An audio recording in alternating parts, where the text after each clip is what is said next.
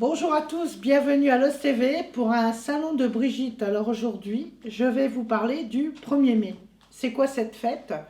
La fête du travail? La fête du muguet? En fait, l'origine est la manifestation du 1er mai 1886 à Chicago qui a vu la révolte des ouvriers dans les rues qui réclamaient 8 heures de travail, 8 heures de loisirs et 8 heures de sommeil. Or, elle deviendra Journée des travailleurs à partir de 1889, car ceux-ci n'ont obtenu qu'une journée de repos par semaine, à la réponse à leurs revendications. En France, c'est en 1947 que le 1er mai va devenir la journée officielle des travailleurs, avec une journée de repos déclarée, fériée et payée. Mais le muguet dans tout ça, vous allez me dire, où il arrive?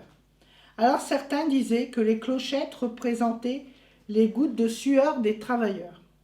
Eh ben non, c'est pas vrai. La légende veut qu'en 1560, Charles IX aurait reçu du muguet dans le Drôme un 1er mai. Il décida d'en offrir à toutes les femmes de la cour chaque année. Il aurait d'ailleurs eu tant de joie ce jour-là qu'il baptisa cette fleur la fleur porte-bonheur. Il instaura alors l'habitude d'offrir du muguet aux femmes le 1er mai pour apporter du bonheur et de la joie autour de soi ou dans son foyer. Il faut savoir que la vente sur la voie publique a été autorisée à partir de 1950. C'était pour aider les gens qui n'avaient pas beaucoup de moyens à recueillir un peu d'argent, à condition qu'ils ne vendent que le muguet cueilli dans les bois, c'est-à-dire le muguet sauvage, qui est vendu sans emballage, sans papier, simplement cueilli, comme il était cueilli. On avait le droit de mettre à la limite un petit morceau de ficelle autour pour faire le petit bouquet.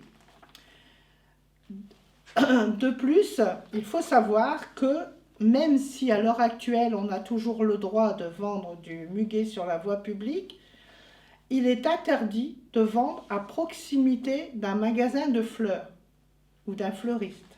Ça doit être à un minimum, il doit y avoir une distance d'au minimum 400 mètres entre un marchand itinérant et un fleuriste déclaré qui a une enseigne sur rue. Il est d'ailleurs interdit aux personnes non professionnelles de vendre du muguet sur la voie publique dans des compositions, ce qu'on voit souvent. Par exemple, vendre une petite garniture en porcelaine garnie de muguet. C'est réservé aux professionnels. Sur la voie publique n'est autorisée que la vente de brins de muguet et de bouquets de muguet. Comme en plus, les compositions où on rajoute une rose, un iris, c'est interdit. Voilà, que les professionnels ont le droit de mélanger les fleurs, de faire des bouquets divers. Eux ont le droit, mais quand vous n'êtes qu'une personne lambda, d'abord vous devez aller cueillir votre muguet et ensuite vous pouvez le revendre. Alors je sais que maintenant, certains vont dans les grands, on va dire, dans les grandes enseignes, acheter leur muguet en grosse quantité et ensuite ils le revendent. Mais sachez que vous avez intérêt à mettre de côté vos factures d'achat, etc. Car si vous avez un contrôle sur la route, ça peut vous coûter très cher. Alors on dit que le must, ce qui est le plus beau, c'est d'avoir un brin de muguet qui a 13 clochettes. Au moins, on est sûr qu'il va nous porter bonheur. Alors, si on est un petit peu, si on croit aux chiffres, bah allons-y. Je vous souhaite surtout à tous une bonne fête du 1er mai et puis qu'on vous offre à tous beaucoup de muguet. À bientôt pour un nouveau salon de Brigitte.